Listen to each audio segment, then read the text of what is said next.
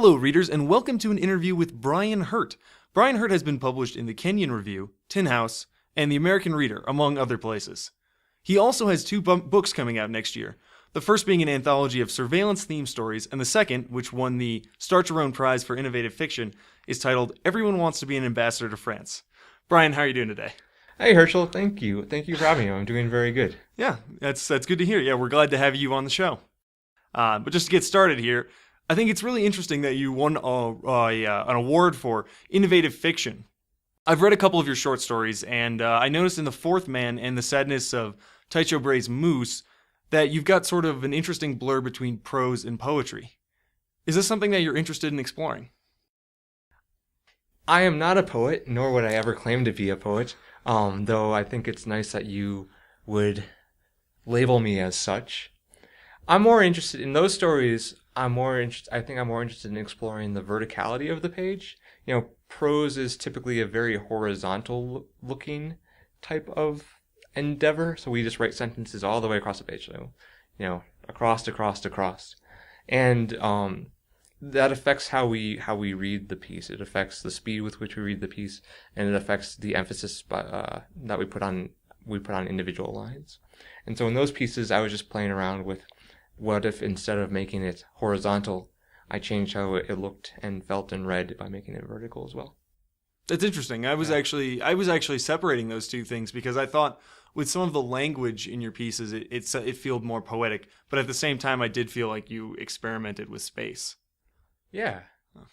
And I think there's nothing wrong with poetic language.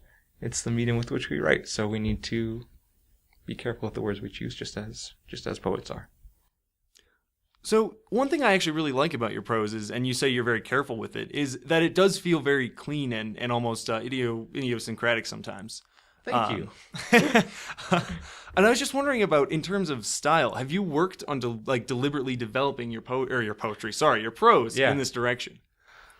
You know, yeah, when I was in graduate school, I had a big crisis because I felt like I was writing stories and I felt like I was writing sort of Bryan Hurt trying to write other people's stories.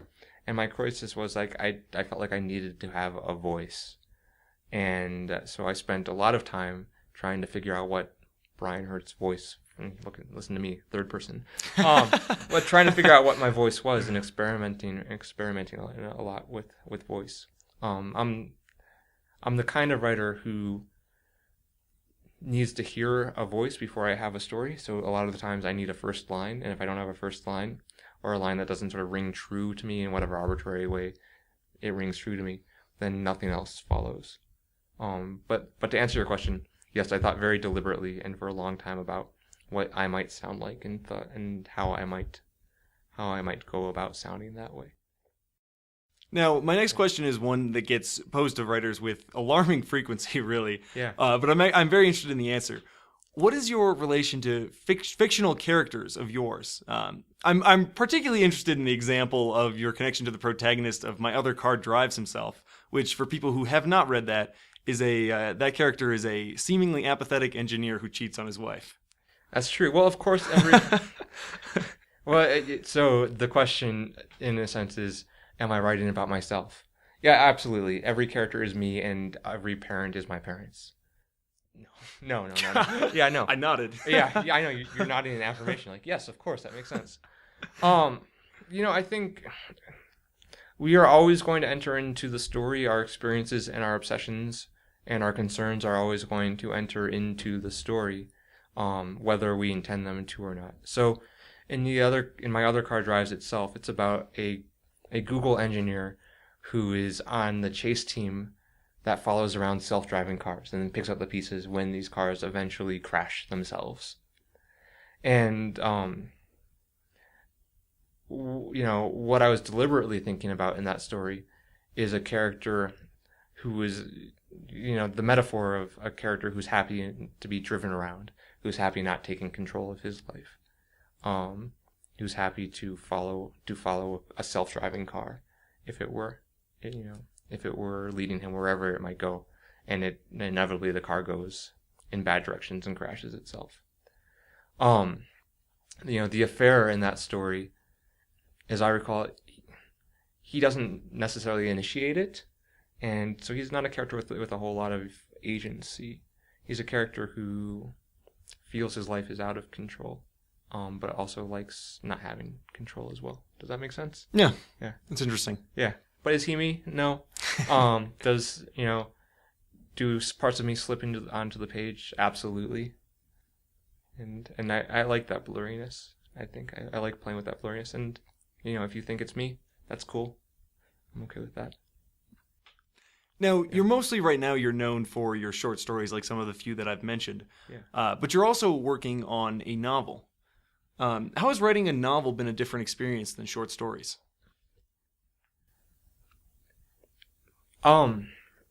It's harder, I think. And it's hard, I don't have a lot to say about it because I don't have a lot of a novel at this point yet.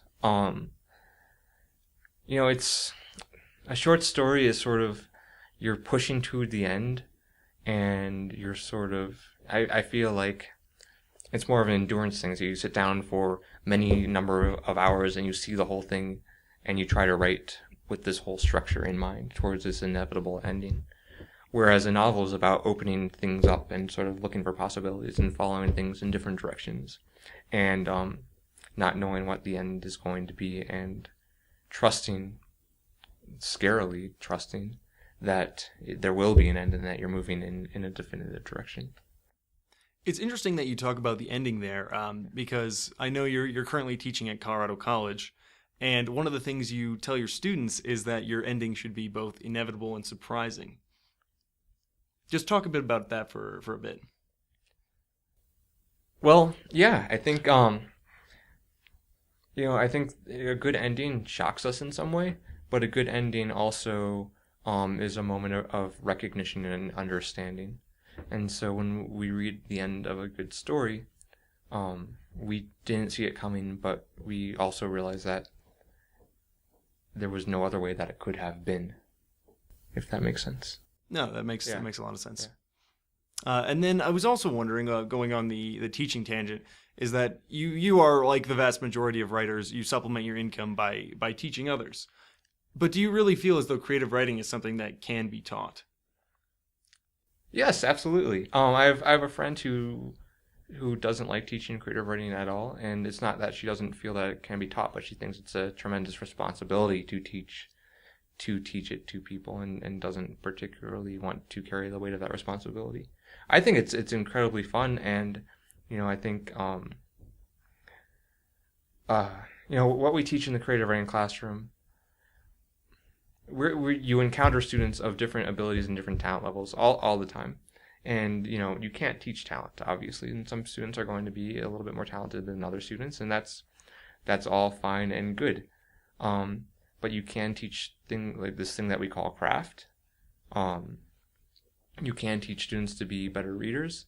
And I think you can teach students or encourage students to become more diligent workers and to sort of push themselves through their own sloth or laziness or habits in order to continue writing every day. All right, well, thank you so much for this interview. I just have one last question, and it's kind of the cliched question, but what advice would you give to a young writer starting out? That's a good question. I think, I don't think that's a cliched question at all. Right, I've heard many answers. To this, and I've gotten lots of advice like this. And I think, so can I say two things? Absolutely. Good. Okay. I think it's good advice. I think it's good advice to say, if you're serious about this, write every day and make this into a habit.